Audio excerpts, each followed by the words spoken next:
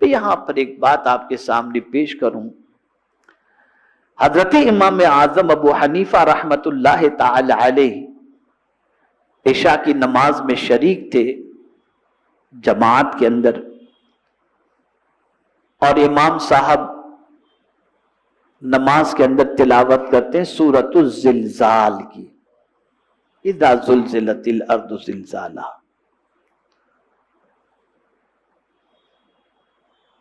جب سیدنا امام اعظم ابو حنیفہ رحمت اللہ تعالی علیہ اس سورت کی تلاوت کو سنتے ہیں تو رونگٹے کھڑے ہو جاتے ہیں، آنکھوں سے آنسو جاری ہو جاتے ہیں.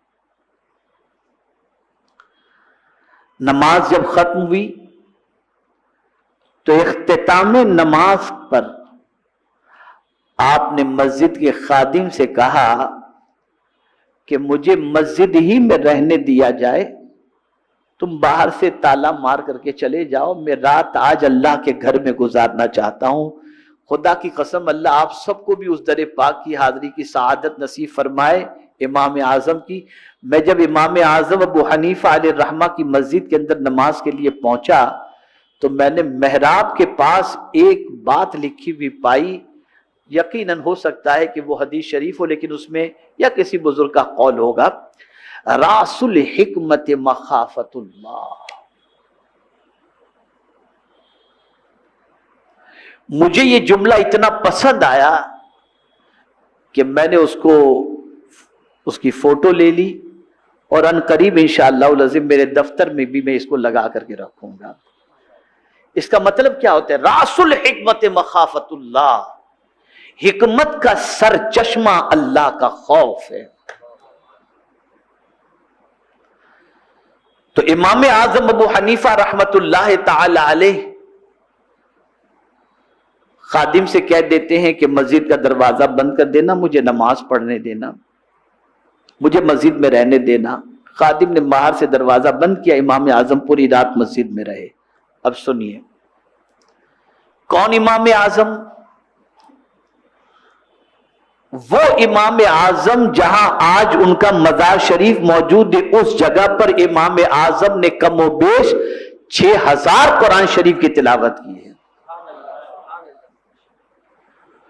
وہ امام اعظم ابو حنیفہ رحمت اللہ تعالی علیہ کے ایک مرتبہ راستے سے گزر رہے تھے تو کسی کہنے والے نے کہا ہٹو، حضرت نعمان بن ثابت آ رہے ہیں، یہ وہی اللہ کے ولی ہیں جو پوری رات کھڑے رہتے ہیں اور عبادت میں گزارتے ہیں. امام اعظم نے جب یہ سنا تو لوگوں کے گمان کی لاج رکھنے کے لیے اس کے بعد کوئی رات نہیں سوئے، پوری رات کھڑے رہ کر آپ نے عبادت کے اندر گزاری ہے. یہ ہیں وہ امام اعظم. تو امام اعظم ابو حنیفہ رحمت اللہ تعالی علیہ رات پر مسجد میں رہتے ہیں. صبح جب خادم نے دروازہ کھولا مسجد کا اور جب داخل ہوا مسجد کے اندر تو دیکھا اس نے کہ امام اعظم کھڑے ہیں اور آنکھوں سے آنسو جاری ہیں، داڑھی ہاتھ میں ہے اور صرف اتنا کہہ رہے اللہ اگر تو نے نعمان کو معاف کر دیا تو تیرا بہت بڑا کرم ہوگا. اب سوچو جنہوں نے اتنے 1000 قرآن شریف اس جگہ پر ختم کیے جہاں پر آج ان کا مزار شریف موجود ہے، وہ اللہ کے خوف سے اتنا رو رہے ہیں کہ اپنی داڑھی کو ہاتھ میں رکھ کر کے اللہ کی بارگاہ میں عرض کرتے ہیں کہ اے اللہ اگر تو نے نعمان کی مغفرت فرما دی تو یہ تیرا کرم ہوگا. انہی کے سلسلے میں، ایسے لوگوں کے سلسلے میں قرآن کہتا ہے کہ جب وہ لوگ قرآن سنتے ہیں تو ان کے رونگٹے کھڑے ہو جاتے ہیں. تقشعر منہ جلود الذین یخشون ربہم. تو اب سورۃ الزلزال کے اندر ایسی کون سی آیت تھی جس سے حضرت امام اعظم کو خوف پیدا ہوا؟ غور سے سننا اور یہ سبق آج اپنے دل و دماغ کے اندر محفوظ کر کے جانا. اس سورہ مبارکہ میں اللہ فرماتا ہے یومئذ تحدث اخبارہا، اور اسی میں فرمایا گیا فَمَن يَعْمَلْ مِثْقَالَ ذَرَّةٍ خَيْرًا يَرَهُ وَمَن يَعْمَلْ مِثْقَالَ ذَرَّةٍ شَرًّا يَرَهُ۔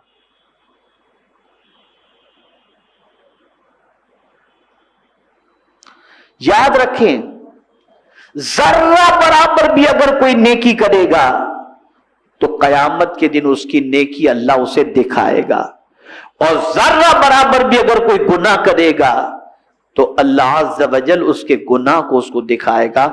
آپ سوچیں، اللہ والے جب قرآن کی آیت کو سنتے ہیں اور آیت وعید کو سنتے ہیں تو ان کے رونگٹے کھڑے ہو جاتے ہیں، اور رونگٹے صرف کھڑے ہی نہیں ہوتے بلکہ آنکھوں سے آنسو جاری بھی ہو جاتے ہیں اللہ کے ڈر کی وجہ سے۔ ہمارا دل تو اتنا سخت ہو گیا، اول تو قرآن سمجھتے نہیں، اور دوسری چیز یہ کہ سمجھایا جائے تو دل پر اثر نہیں کرتی بات۔ وجہ یہ ہے کہ میرے پیارے آقا صلی اللہ علیہ وسلم کے پیارے دیوانوں، ہمارا دل بہت سخت ہو چکا ہے۔ اب جب آیت وعد اور آیت وعید سنتے ہیں تو ایک کیفیت تو یہ بتائی گئی، تقشعر منہ جلود الذین یخشون ربہم، اور آگے فرمایا گیا ثم تلین جلودہم وقلوبہم الی ذکر اللہ۔ غور سے سنیے گا، پھر ان کی کھالیں اور دل یاد خدا کی رغبت میں نرم پڑ جاتے ہیں، یعنی اب دل ایک دم نرم ہو جاتا ہے، اب اللہ کی یاد میں ان کا دل نرم ہو جاتا ہے، اب ان کی کیفیت یہ بن جاتی ہے کہ ان کے دل کا قرار اللہ کی یاد بن جاتا ہے۔ اے رسول اعظم صلی اللہ تعالی علیہ وسلم کے دیوانوں، یہ ہے اللہ عز و جل کی کتاب جو سب سے سچی اور سب سے اچھی کتاب ہے۔ میرے پیارے آقا صلی اللہ علیہ وسلم کے پیارے دیوانوں، اب میں آپ کو ایک حدیث شریف سناتا ہوں، اور اس سے آپ کو اس قرآن سے اپنے تعلق کو مضبوط کرنے کے سلسلے میں رغبت پیدا ہوگی، اور انشاءاللہ العظیم اس قرآن سے اپنے تعلق کو آپ مضبوط کرنے کی طرف انشاءاللہ مائل ہوں گے۔ میرے پیارے آقا صلی اللہ تعالی علیہ وسلم کے پیارے دیوانوں، اللہ اکبر، یہ حدیث مبارکہ مستدرک الحاکم کے اندر ہے، اور حدیث سنیں گے اور اس کا ترجمہ سنیں گے تو آپ کا ایمان بھی تازہ ہوگا، اور قرآن شریف کی طرف انشاءاللہ آپ کی رغبت بھی انشاءاللہ العظیم بڑھے گی۔ آقا کریم صلی اللہ علیہ وسلم نے ارشاد فرمایا، من قرأ القرآن وتعلمہ وعمل بہ البس یوم القیامت تاجا من نور ضوءہ مثل ضوء الشمس ویکسب والدیہ حلتان لا یقوم بہم الدنیا فیقولان بما کسینا فیقال بأخذ ولدکم القرآن۔ آقا کریم صلی اللہ علیہ وسلم نے ارشاد فرمایا، جس نے قرآن پڑھا، توجہ چاہوں گا، جس نے قرآن پڑھا، اسے سیکھا، پڑھا بھی، اسے سیکھا بھی، اور اس پر عمل کیا۔ یہاں سے یہ بات سمجھ میں آئی کہ قرآن صرف پڑھنے کے لیے نہیں ہے، بلکہ قرآن عمل کرنے کے لیے۔ پڑھنے سے آپ ثواب تو پا لیں گے، لیکن عمل کرنے سے قرآن کا نتیجہ جو ہے اور جو مقصد ہے وہ مقصد پورا ہو جائے گا۔ قرآن نازل کرنے کا مقصد ہی یہ ہے کہ آپ قرآن پر عمل کر کے اپنی دنیا اور آخرت کو دونوں کو سنوار لیں۔ آج ہماری قوم کا مزاج یہ بن چکا کہ بڑے دھڑلے سے ہماری قوم کہتی ہے، مولانا قرآن پر عمل کرنا بہت مشکل ہے۔ معاذ اللہ ثم معاذ اللہ، آپ نے اس کتاب کو مشکل بنا دیا، جبکہ رب فرماتا ہے وَلَقَدْ يَسَّرْنَا الْقُرْآنَ لِلذِّكْرِ، ہم نے قرآن کو آسان کیا ہے۔ نصیحت حاصل کرنے والوں کے لیے قرآن کو اللہ نے آسان کیا ہے، اور ہم یہ کہہ رہے ہیں کہ قرآن پر عمل کرنا ڈیفیکلٹ ہے. گویا معاذ اللہ ثم معاذ اللہ ہم اپنی زبان سے اب اقرار کر رہے ہیں کہ یہ کتاب اتنی سخت ہے کہ اس پر عمل نہیں کیا جا سکتا. معاذ اللہ ہم اللہ عز و جل کے فرمان کا سیدھے سے انکار کر رہے ہیں. کیا اس کتاب کو معاذ اللہ قابل عمل نہیں سمجھتے؟ عمل نہ کرنا الگ چیز ہے، لیکن عمل کے قابل نہ سمجھنا یہ بہت بڑا جرم ہے. اللہ عز و جل نے ان بندوں پر رحم و کرم کی بارش کا وعدہ فرمایا جو لوگ اللہ کی کتاب پر عمل کرتے. وَهَذَا كِتَابٌ أَنزَلْنَاهُ مُبَارَكٌ فَاتَّبِعُوهُ وَاتَّقُوا لَعَلَّكُمْ تُرْحَمُونَ. اور اگر کوئی بندہ یہ چاہتا ہے کہ اسے سیدھا راستہ نصیب ہو جائے تو قرآن کہتا اتبعوہ لعلکم تہتدون، تم اس کی پیروی کرو تاکہ تمہیں سیدھا راستہ نصیب ہو جائے، ہدایت مل جائے. تو یہ بات ذہن کے اندر محفوظ کر لیں کہ قرآن عمل کی کتاب ہے. اس کو ذہن میں بٹھا لو. قرآن عمل کی کتاب ہے.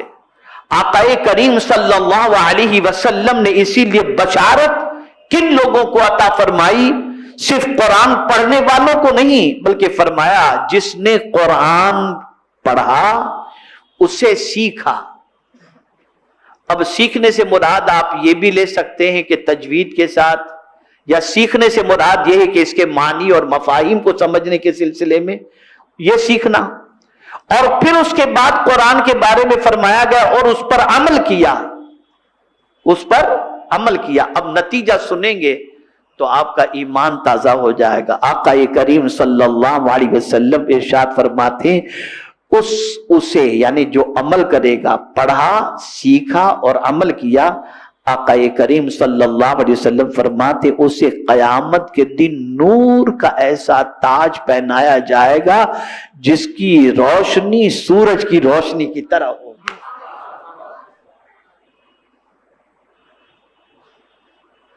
جس نے قرآن پر عمل کیا اسے تاج پہنایا جائے گا. کون پہنائے گا یہ ذکر نہیں، لیکن پہنایا جائے گا اسے تاج. اور وہ تاج کتنا چمکیلا ہوگا کہ آج کے ڈائمنڈ اس کے سامنے کچھ نہیں، اس کی روشنی سورج کی روشنی کی طرح ہو.